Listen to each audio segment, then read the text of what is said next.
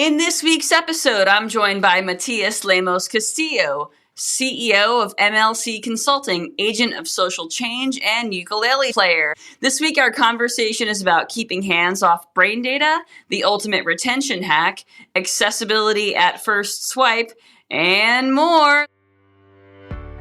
Hey there, my name is Bernadette Smith, and I'm a keynote speaker and writer. My pronouns are she and her.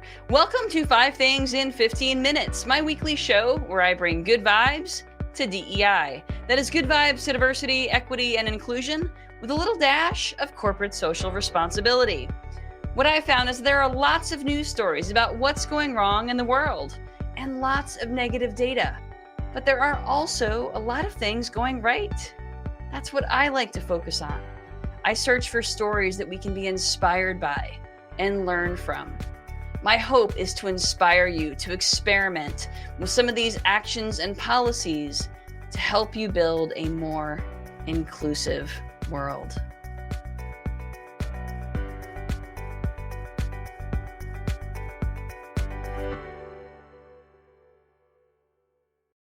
Let's get started. Mathias, welcome to the show. Thank you so much for joining.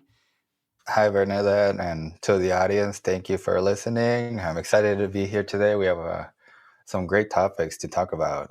Yeah. Can you tell folks a little bit about your work and how you got into DEI? Definitely, Bernadette. I've been doing diversity, equity, and inclusion for 10 plus years now. It's actually my first job right out of college. So I've seen it, go through the different changes when it started as diversity and inclusion, diversity, equity, and inclusion and opportunity, been changing with the flows. I say it's a field that moves like water.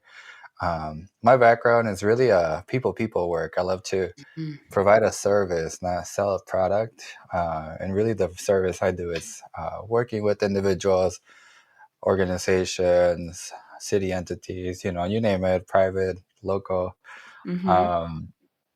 and being able to hold space for change, hold space for individuals to share their lived experiences. And I had the pleasure of doing it both, very locally here in Madison, Wisconsin, statewide around Wisconsin, and nationally in multiple states. So I think my work has been mostly that bridge builder between individuals who oftentimes don't get their voices heard, be able to amplify those voices, and individuals that are trying to learn more from diverse perspective, experiences, and especially in, when we're changing systems and processes. Yeah. So that's a little bit about me. That's why I call myself an agent of change, really be able to highlight people's stories.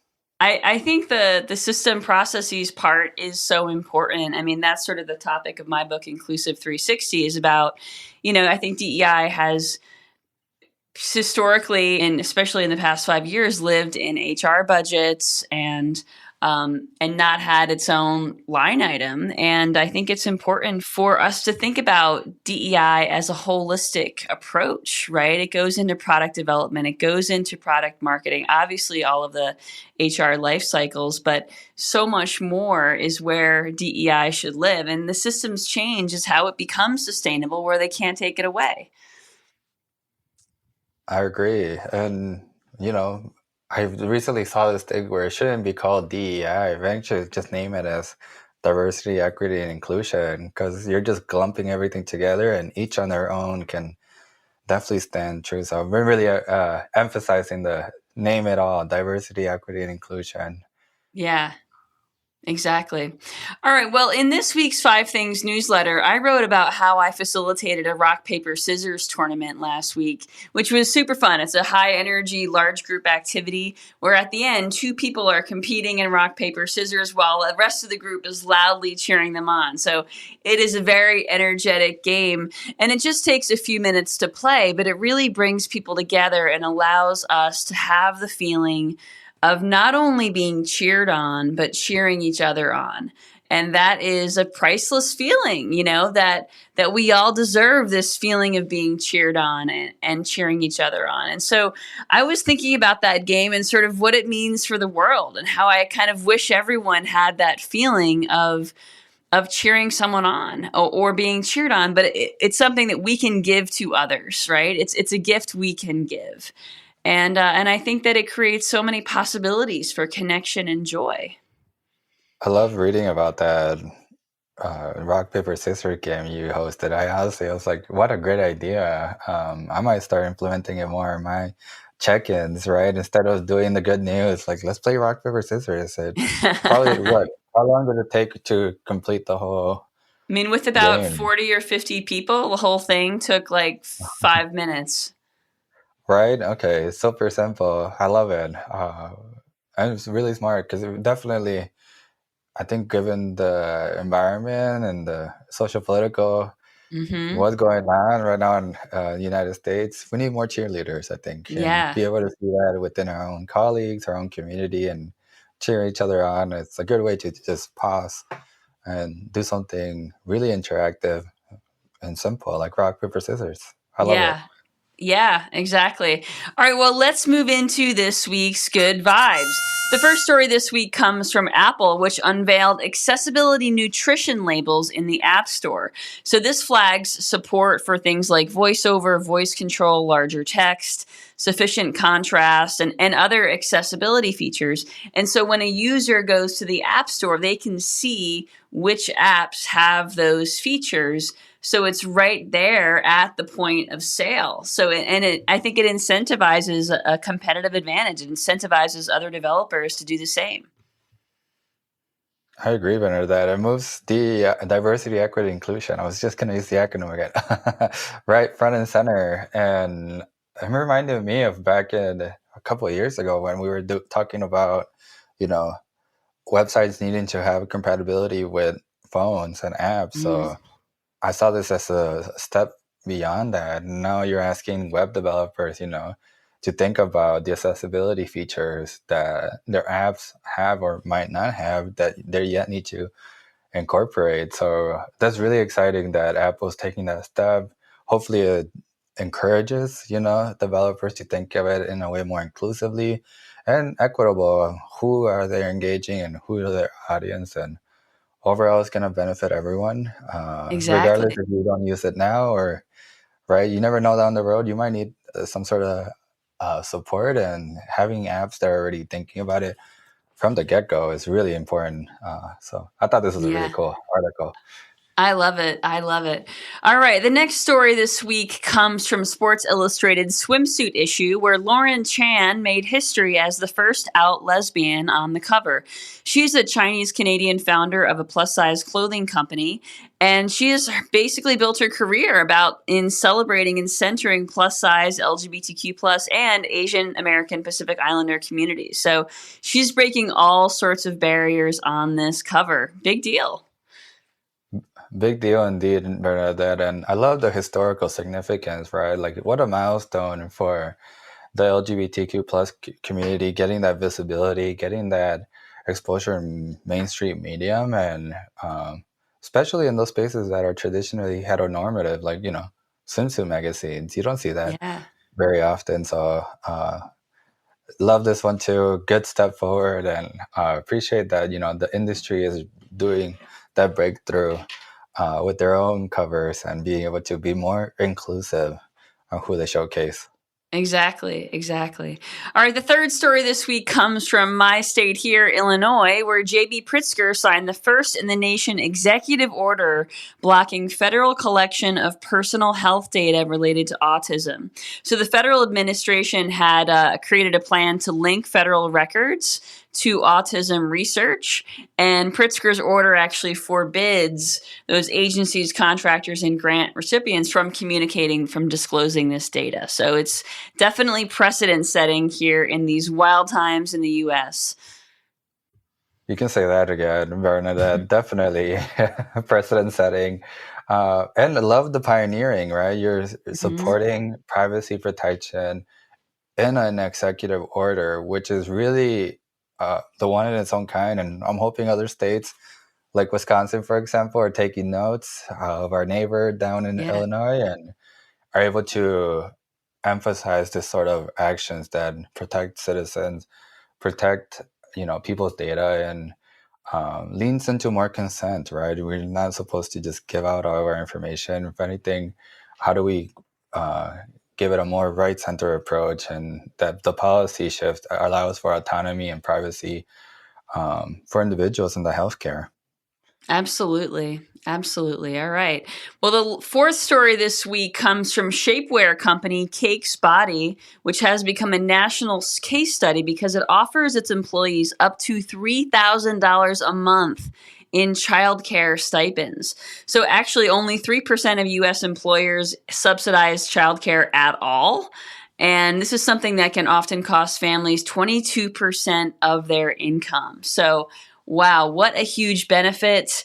It confronts systemic bias because a lot of times women have to make these choices, and other traditionally marginalized folks have to make these choices about going back to work, which then can hold them back in their career because the cost of childcare is so high. And it's a huge expense for parents, families, and the businesses, right? You got to also think about it. It's a two-way street, and if parents are not able to go to work, that means businesses don't have an employee there, readily accessible to the work that they need. So I love the story. Actually, it was my top one, given that I'm working on a project here in Wisconsin around early childhood development. And these are the sort of case studies that prove, it is doable. People are doing it, and it requires that creativity to really lean forward to find the solution to the problems we're facing, and more and more leaning into, okay, how do we highlight these stories? So really excited. I'm going to dig deeper on this one personally for this project and see how else can we develop from this and grow, but also make that business case for social impact where, it's a Cake Body is able to do it. Why can't other places do it with probably more budget? That's right. And this, granted, this is a small company. I think they have a few dozen employees, but you know what? Again, if they can do it, why not anyone else? All right. The last story this week comes from Dauphin County, Pennsylvania, which erased nearly $66 million in jail pay-to-stay fees. For example, one person was billed $17,000 for their jail time even after they were acquitted in the case. So this is something that I had actually never heard about, but in 43 states, people have to pay to be in jail. And wow, is that a systemic racism issue? Holy moly. So this is a big deal, a huge deal. Virtually no jurisdiction has wiped out these existing debts. This was one that really surprised me too, Bernadette. I didn't know people had to pay, but think about the financial justice you're creating and the reality that there's still, 43 other states taking advantage of this.